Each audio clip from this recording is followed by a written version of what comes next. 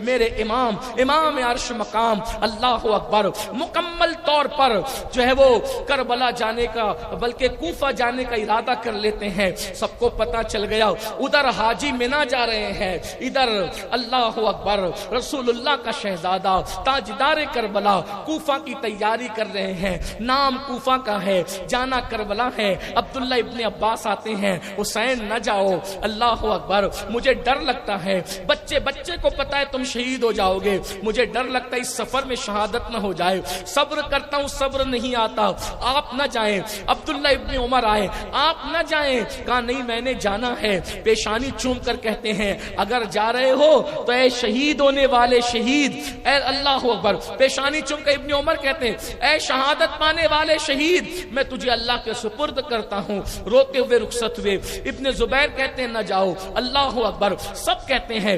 بالآخر جب پتہ چلا حضرت عبداللہ ابن جعفر طیار کو کہ امام نکل چکے ہیں مکہ المکرمہ سے, تو آپ جلدی آئے. آپ کے بہنوئی بھی تھے, چچا زاد بھائی بھی تھے. آئے اور آنے کے بعد کہا حسین واپس چلو, تو امام نے ان کو کہا میں واپس نہیں جاؤں گا. لوگ اس پہ بھی شور کرتے ہیں, سب نے سمجھایا بڑے ضدی تھے. استغفر اللہ معاذ اللہ, لوگوں کو کیا پتا یہ ضدی پن نہیں ہے, یہ ذمہ داریوں کا احساس ہے جو آپ نے سب کو نہیں بتایا, اپنے بھائی عبداللہ ابن جعفر طیار کو بتایا. فرمایا نانا جان نے مجھے خواب میں ایک حکم دیا ہے, میں اس کو پورا کرنے جا رہا ہوں. کہا خواب کیا ہے؟ کہا کہ مجھے اجازت نہیں ہے بتانے کی, بس مجھے حکم ہے کہ میں اس کو پورا کروں, اجازت نہیں ہے, اور جب تک میں حیات رہوں گا یہ خواب کسی کو نہیں بتاؤں. اور مجھے اپنے بزرگوں کی تحریروں سے پتا چلتا ہے کہ وہ خواب آپ نے دو لوگوں کو بتایا, ایک امام زین العابدین کو اور ایک سیدہ زینب پاک, اور کسی کو نہیں بتایا. وہ بھی آپ نے کربلا میں بتایا, اتنے سفر میں نہیں بتایا. اللہ اکبر. امام علی مقام ذی الحجہ کی 8 تاریخ کو نکلے اور منزل ب منزل تقریباً 11 یا 14 منزلیں طے کرتے ہوئے محرم کی 2 تاریخ کو امام علی مقام 61 ہجری محرم کی 2 تاریخ کو کربلا پہنچے. کربلا پہنچنے کی داستان بھی بڑی طویل ہے, لیکن میں اس کو اختصار کے ساتھ کرتے ہوئے, اور 2 سے لے کر کے 7 محرم تک جو ہے وہ مختلف افواج امام علی مقام سے آتی رہی, ملتی رہی, باتیں ہوتی رہی, ساری چیزیں. یہ بات کہی جاتی ہے کہ امام علی مقام نے آخری میں کہا تھا کہ مجھے یزید کے پاس چلے جانے دو, میں اس کی بیعت کروں گا. یہ انتہائی پھوڑ اور گندی بات ہے, اس کا کوئی تعلق نہیں ہے حقیقت سے. ابن کثیر بھی اس کا انکار کرتا ہے, ابن جریر نے بھی اس کا انکار کیا ہے, اور ہر منصف مزاج مصنف نے بھی اس کا انکار کیا ہے. یہ صرف ناصبیوں کی گندگی ہے جو بوئی گئی ہے, اللہ تعالیٰ انہیں ہدایت عطا فرمائے. بہرحال تو 7 محرم کو اتنا بڑا لشکر کربلا میں جمع ہو گیا کہ آپ پر پانی بند کر دیا گیا. لڑنے کے لیے عمر سعد کو بھیجا گیا. سعد ابن ابی وقاص کا بیٹا, رائے کی حکومت کے لالچ میں وہ لڑنے کے لیے آیا. پوری داستان ہے, میں اس سے پہلے بیان کر چکا ہوں, لیکن چونکہ وقت کی قلت مجھے اپنی طرف توجہ دلاتی ہے تو میں اپنی گفتگو کو سمیٹتے ہوئے عرض کر رہا ہوں کہ اللہ اکبر. 7 محرم کو پانی بند کر دیا گیا. جب پانی بند ہو گیا, ننھے بچے بھی ساتھ تھے, عورتیں بھی ساتھ تھی, چھوٹی عمر کی شہزادیاں بھی ساتھ تھی. 7 سے لے کر کے 9 تک اسی طرح گفتگو ہوتی رہی. امام کہتے تھے میں نے بیعت نہیں کرنا, وہ کہتے تھے آپ یزید کی بیعت کرو. آپ کہتے تھے وہ فاسق ہے, وہ فاجر ہے, وہ خلیفہ بننے کے قابل نہیں. دیکھیے یزید سے اگر دین کی پہچان ہوتی تو آج ہم منہ اٹھا کے جی نہیں سکتے تھے دنیا میں, کیونکہ دین کی پہچان ہوئی کس سے؟ خلیفہ راشد, خلیفہ اول, افضل البشر بعد الانبیاء سیدنا صدیق اکبر کے کردار سے. دین کی پہچان ہوئی کس سے؟ سیدنا عمر ابن خطاب سے. دین کی پہچان ہوئی کس سے؟ سیدنا عثمان ذوالنورین سے. دین کی پہچان ہوئی کس سے؟ امام علی مرتضیٰ سے. دین کی پہچان ہوئی کس سے؟ بلال حبشی سے, ابو ہریرہ سے, حضرت سعد سے, سعید سے, طلحہ سے, زبیر سے. یہ دین کی پہچان کرانے والے لوگ. اگر اس کو امیر مان لیا جائے, بھئی پبلک کا اعتبار نہیں ہوتا لیکن امیر کا اعتبار ہوتا ہے. مثال کے طور پر ہمارے یہاں 14 صدیاں بیت جانے کے بعد بھی بگڑے سے بگڑا ہوا آدمی کتنا بھی بڑا شرابی ہو, کسی شرابی کے پیچھے نماز نہیں پڑھتا, شرابی بھی شرابی کے پیچھے نماز نہیں پڑھتا، زانی بھی زانی کے پیچھے نماز نہیں پڑھتا، جواری بھی جواری کے پیچھے نماز نہیں پڑھتا۔ مجھے بتائیں، جب شرابی، جواری اور پاپی لوگ بھی کسی پاپی کو امام نہیں بناتے تو آپ اندازہ فرمائیں وہ رسول اللہ کا شہزادہ، ان کے اپنے دور میں ان سے بہتر کوئی نہیں تھا، ان کے اپنے زمانے میں ان سے بہتر کوئی نہیں تھا۔ ابن عباس نے کہا حسین اس وقت آخری تم نواز رسول ہو، تمہارے سوا کوئی نواز رسول نہیں ہے۔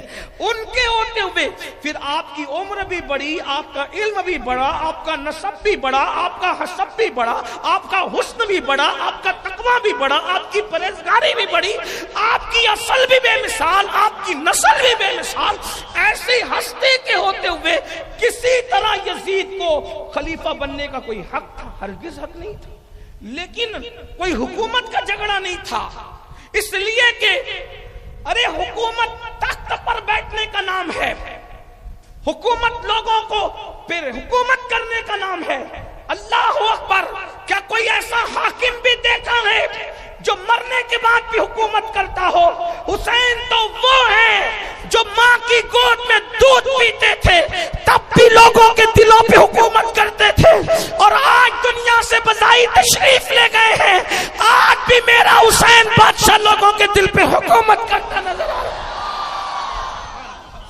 یہ نہ ختم ہونے والی حکومت اللہ رسول کی طرف سے دے دی۔ حکومت تو ان کے گھر کی کنیز ہے، ان کے گھر کی کنیز ہے حکومت، وہاں تو بھیک میں حکومتیں دی جاتی ہے۔ یہ محمود غزنوی ہو یا کوئی بادشاہ ہو، یہ جوتیاں بردار ہے اس خاندان ذی وقار کے۔ کسی نے بہت اچھی بات کہی تھی کہ ایسے درویشوں سے ملتا ہے ہمارا شجرہ جن کے قدموں میں کہیں تاج پڑے رہتے ہیں، ان کے قدموں میں تاج بھی پڑے ہوتے ہیں اور تاجدار بھی پڑے ہوتے ہیں۔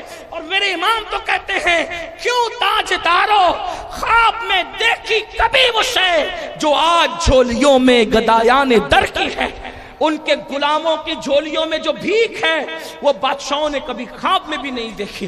اس لیے کبھی ایسی بات نہ کرنا بچوں جیسی بات، بلکہ بچے بھی ایسی بات نہیں کرتے، پاگلوں جیسی نہ کرنا، پاگل بھی ایسی نہیں کرتے، کافروں جیسی نہ کرنا، کافر بھی ایسی نہیں کرتے۔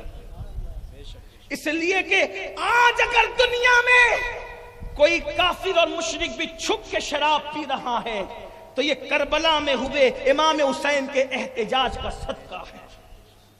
آپ دیکھو دنیا میں مشرکین بھی جو شراب پیتے ہیں وہ چھپ کر پیتے ہیں، اور اگر پیتے ہیں تو ندامت کے ساتھ پیتے ہیں، اس لیے کہ اچھائی اور برائی میں میرے امام نے اتنا واضح فرق کر دیا۔ اور بڑے بڑے لیڈروں کے اقوال پڑھوں تو ٹائم ہوتا ہے، لیکن میں یہ عرض کر رہا تھا کہ امام نے فرمایا میں بیعت نہیں کہا، اپنی اتنی بات کہی، مختلف اقوال ہیں۔ ایک بات یہ کہی، یہ اس کو حتمی نہیں کہتے، اس کو کہتے ہیں کہ دشمن کے ساتھ ایسی بات کرنا کہ سارا ذمہ اسی کے سر جائے اور ہم کلیئر ہو جائے۔ امام نے فرمایا کہ اگر میرا آنا تمہیں نامنظور ہے تو میں واپس چلا جاتا ہوں۔ یہ فرق، واپس جانے والے نہیں تھے، لیکن یہ اس کو گفتگو کا انداز کہتے ہیں، یا اس کو الزامی جواب بھی کہتے ہیں کہ انسان یہ بتائے کہ یہ کتنے ننگے، یعنی ایکسپوز کرنے کے لیے، انہیں بے کرنے کے لیے کہ یہ کسی چیز کو قبول کرنے والے نہیں ہے، اس لیے ساری چیزیں پیش فرما۔ میرا آنا منظور نہیں تو میں چلا جاتا ہوں۔ ایک روایت یہ بھی ہے کہ میں روم چلا جاتا ہوں، روم موجودہ ٹرکی وہ کہتے ہیں، یعنی میں وہاں چلا جاتا ہوں۔ ایک روایت یہ بھی کہ میں ہندوستان چلا جاتا ہوں، وہاں جاتا ہوں، یہ بھی فرمایا۔ یہ باتیں آپ نے فرمائی، یا پھر ایک بات یہ بھی فرمائی کہ میں جنگلوں اور صحراؤں میں چلا جاتا ہوں تاکہ میں حالات دیکھوں کہ دو کیا کرتے ہیں۔ کچھ نہیں مانا ان لوگوں نے، ظالموں نے یہ کہا بیعت کریں یزید کی، کہا میں بیعت تو نہیں کروں گا کیونکہ میرے جیسا آدمی یزید کی بیعت نہیں کر سکتا۔ بالآخر شمر ذیل جوشن نام کا یہ بندہ تھا، اس نے ابن زیاد کو برگلایا کہ وہ تو بیٹھے بیٹھے ابن سعد تو باتیں کرتے رہتا ہے حسین سے اور جنگ نہیں کرنا چاہتا۔ تو شمر جو تھا اس کو کہا کہ ایک کام کر تو جا، اور اب جنگ وہ نہیں کرتا تو تو کر۔ جیسے شمر کربلا میں آیا امام کی پہلی نظر پڑی تو فرمایا اللہ اور اس کا رسول سچا ہے. تو لوگوں نے پوچھا آپ نے یہ بات کیوں فرمائی؟ کہا کہ میرے نانا نے مجھ سے کہا تھا کہ میں خواب دیکھتا ہوں کہ ایک کوڑی جس کو سفید داغ، ایک کوڑی چتکبرا کتا میرے خون میں منہ ڈبو رہا ہے. یہ وہی ہے. اس سے پتا چلتا ہے کہ قاتل امام حسین شمر ہے، کیونکہ حضور علیہ السلام نے اس پر امام نے فرمایا کہ حضور نے اس کے بارے میں مجھے خبر دیکھیے آقا نے قاتل بھی بتا دیا تھا کہ یہ سفید داغی کوڑی کتا، اور حضور نے فرمایا کتا فرمایا اس کو. اللہ اکبر. یعنی اس کو کتے کی شکل میں اللہ نے رسول اللہ کو خواب میں دکھایا. حضور نے خواب میں اس کو کتے کی شکل میں دیکھا اور فرمایا کہ یہ چتکبرا کتا میری آل کے خون میں منہ ڈبوتا ہے. ہائے ہائے اللہ اکبر، اللہ کی پناہ. پھر اس کا کوئی رشتہ تھا حضرت سیدہ ام البنین سے. یہ ام البنین جو تھی یہ بنو کلب کی ایک خاتون ہے جن کا نام خود بھی فاطمہ ہے، اور یہ مولا علی کی بیوی ہے، بڑے بہادر گھرانے کی خاتون ہے. تو شمر کا کوئی رشتہ بہت دور کا وہاں سے ملتا تھا. تو اس نے حضرت عباس ابن علی، اسی طرح عبداللہ ابن علی، اسی طرح جعفر ابن علی، محمد ابن علی، یہ شہزادوں کو آواز لگائی اور کہا ام البنین کے جتنے بچے ہیں ہم تمہیں امان دیتے ہیں. حضرت غازی عباس نے کہا تجھ پہ بھی لعنت اور تیری امان پہ بھی لعنت. رسول اللہ کے نواسوں کو قتل کرے گا اور ہمیں بچائے گا. ہم اس زندگی پہ لعنت کرتے ہیں جو آل رسول کی بے وفائی کے ساتھ ہو. ہمیں کوئی تیری امان نہیں چاہیے، اپنی امان اپنے پاس رکھ. اور اس کے بعد پھر 90 تاریخ کو جنگ چھڑ گئی.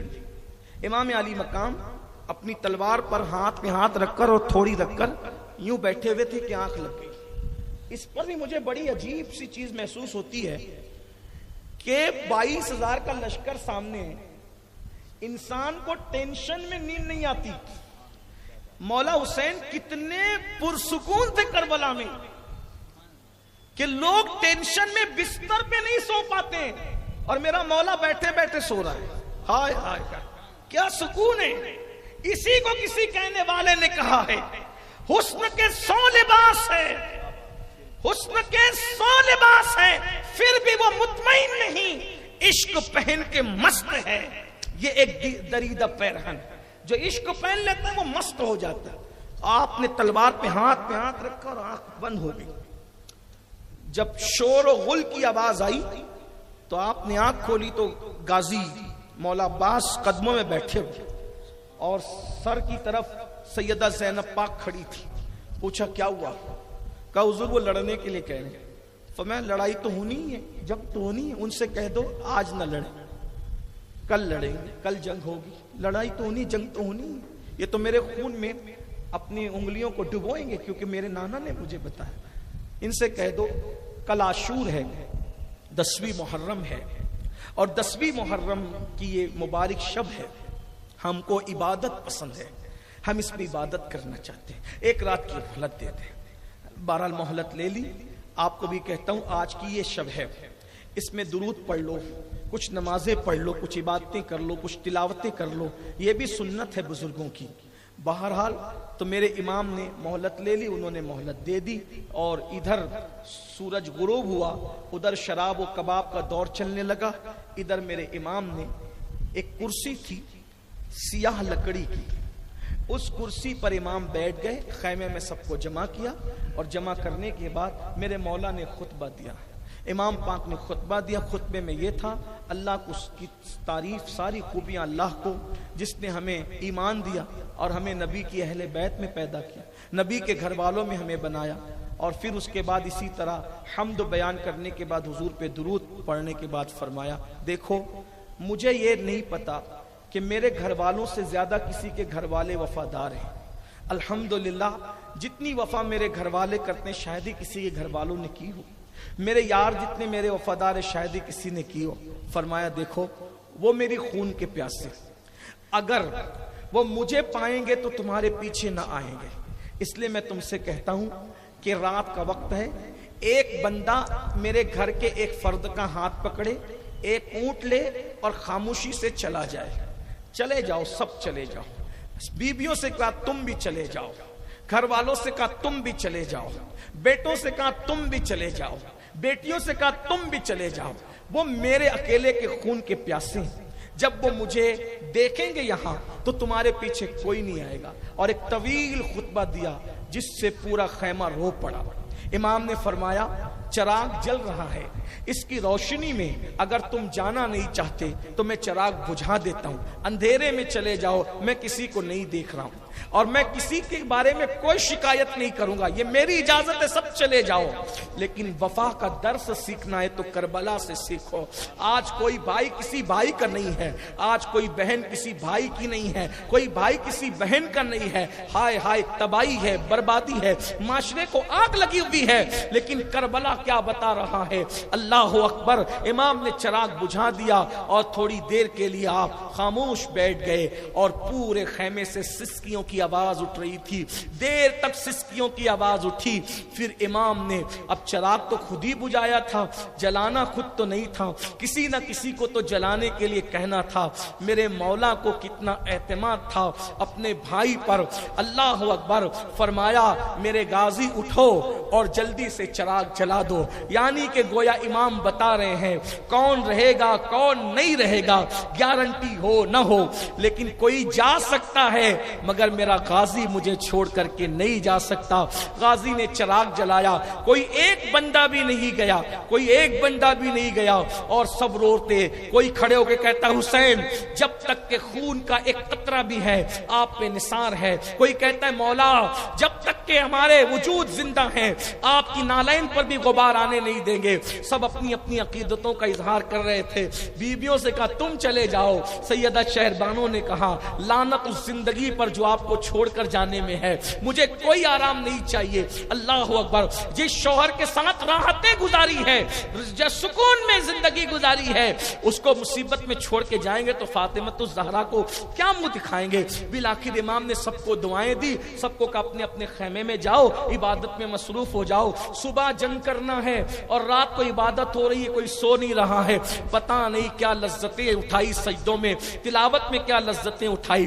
اب صبح آئی، اللہ اکبر۔ جیسے صبح طلوع ہوئی تو آج کی صبح کچھ الگ تھی، کچھ انفرادی تھی۔ میرے مولا نے فرمایا فجر کی اذان میرا علی اکبر دے گا۔ ہائے ہائے ہائے، ہم شبیہ پیمبر تھے تو ہم سوتے پیمبر بھی نظر آتے تھے۔ ہم سوتے پیمبر مطلب اللہ اکبر رسول اللہ کی طرح کی تصویر تھے تو آواز میں بھی کچھ مشابہت تھی۔ اللہ اللہ۔ 18 سال کے کڑیل شہزادے میرے مرشد سرکار امام علی اکبر نے اذان پڑھی۔ اذان پڑھنے کے بعد نوجوانان جنت کے سردار امام حسین نے نماز پڑھائی۔ اللہ اکبر۔ کیا لطف آیا ہوگا جس کا مؤذن اتنا پاورفل ہو اور جس کا امام اتنا پاورفل ہو، اس فجر کی نماز کو کیا نام دیا جائے؟ اقبال نے اسی لیے تو کہا تھا الفاظ و معانی میں تفاوت نہیں، لیکن الفاظ و معانی میں تفاوت نہیں، لیکن ملا کی اذان اور مجاہد کی اذان اور۔ یہ کس مجاہد کی اذان ہے؟ اللہ اکبر۔ 18 سال کے کڑیل، اس کے بعد صبح ہوتی ہے اور دونوں طرف کے لشکر ترتیب پاتے ہیں۔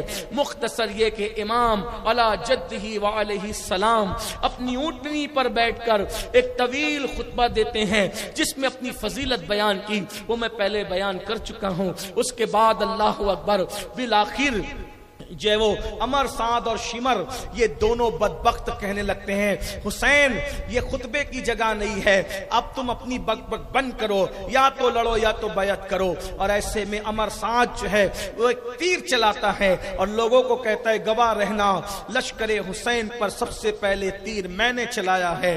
ہائے ہائے نصیبہ تو دیکھیں باپ کا مرتبہ یہ کہ رسول اللہ پہ آنے والا تیر اپنے سینے پہ سعد ابن ابی وقاص لے رہے ہیں اور بیٹے کی حالت کیا، آل رسول پر پہلا تیر وہ چلا رہا ہے۔ اور پھر اس کے بعد جنگ شروع ہوتی ہے۔ اس دور میں جنگ کا طریقہ یہ تھا کہ ابتدا میں ایک ایک لڑا کرتے تھے، بدر میں ہوا، احد میں بھی ویسی، وہ ایک طریقہ تھا اس دور کا۔ اور اس کے بعد سب سے پہلے میدان جنگ کے اندر حضرت عبداللہ ابن عمیر کلبی پہنچے، اور یسار اور سالم یہ غلام تھے ابن زیاد کے، یہ دونوں میدان میں آئے، آپ نے دونوں کو اڑایا، اور اس کے بعد بہت جنگ کی عبداللہ ابن عمیر کلبی نے، وہ شہید ہو گئے۔ ان کی شہادت کے بعد حضرت مسلم ابن اوسجہ کی شہادت ہوئی، ان کی شہادت کے بعد حضرت زہیر کی شہادت ہوئی، ان کی شہادت کے بعد اسی طرح شہادتیں ہوتی رہی، اور سارے آوان و انصار کی شہادت ہوئی۔ ان شہادتوں کے درمیان امام کو بھی لڑنے کے لیے کبھی کبھار جانا پڑا، کسی کو بچانے کے لیے، کسی کو چھڑانے کے لیے، کسی کی لاش کو اٹھانے کے لیے، ایسے میں ایک کے بعد ایک سارے آوان و انصار شہید ہو گئے۔ ان کی شہادتوں کے بعد پھر جب تک، لیکن وہ کتنے پکے وفادار تھے، جب تک کہ آوان و انصار موجود رہے، آل رسول کو کسی نے میدان میں جانے نہیں دیا، خود قربان ہوتے رہے، خود ان پر نثار ہوتے رہے۔ میرے بھائیوں، آج لوگوں کی قبروں کا نشان نہیں ملتا، اگر کربلا میں امام حسین کے قدموں میں بادشاہ سے زیادہ آرام سے سو رہے ہیں تو یہ اسی قربانی کا نتیجہ ہے۔ جب لوگ دروازے میں داخل ہوتے ہیں تو میں نے دیکھا ہے لوگ حسین اور آل حسین پر بعد میں حاضری دیتے ہیں، پہلے ان شہداء کو حاضری دیتے ہیں جنہوں نے پہلے آل رسول سے پہلے اپنے آپ کو ان کے قدموں پہ قربان کیا۔ وفائیں اتنا بلند کرتی ہے میرے بھائی، اللہ اکبر۔ جب پھر اس کے بعد شہزادوں کی باری آئی، اللہ اکبر، امام حسن کے شہزادے حضرت عبداللہ ابن حسن، ابو بکر ابن حسن، اسی طرح سے اللہ اکبر محمد ابن حسن، مختلف مورخین نے نام الگ الگ لکھے ہیں۔ اس طرح سے امام علی مرتضیٰ کے شہزادے حضرت عباس کے دوسرے بھائی، ایک کا نام عمر ابن علی بھی ہے، اون ابن علی بھی ہے، محمد ابن علی بھی ہے، جعفر ابن علی بھی ہے، اسی طرح امام مسلم کے شہزادے، ان کی شہادتیں ہوئی۔ اور اس کے بعد پھر اللہ اکبر، اب اصول برکت کے لیے چند شہادتیں پڑھ دی جاتی ہے اور اس کے بعد گفتگو پوری ہوتی ہے۔ اللہ اکبر، ان شہادتوں کے درمیان جب شہادتیں ہو رہی تھی، مولا علی کے کئی بیٹے شہید ہو گئے، بلکہ سارے بیٹے شہید ہو گئے ایک کے سوا، امام حسن کے سارے بیٹے شہید ہو گئے ایک کے سوا، اور حضرت مسلم کے اور دیگر بزرگوں کے سارے بیٹے شہید ہو گئے، چند لوگ بچے۔ ایسے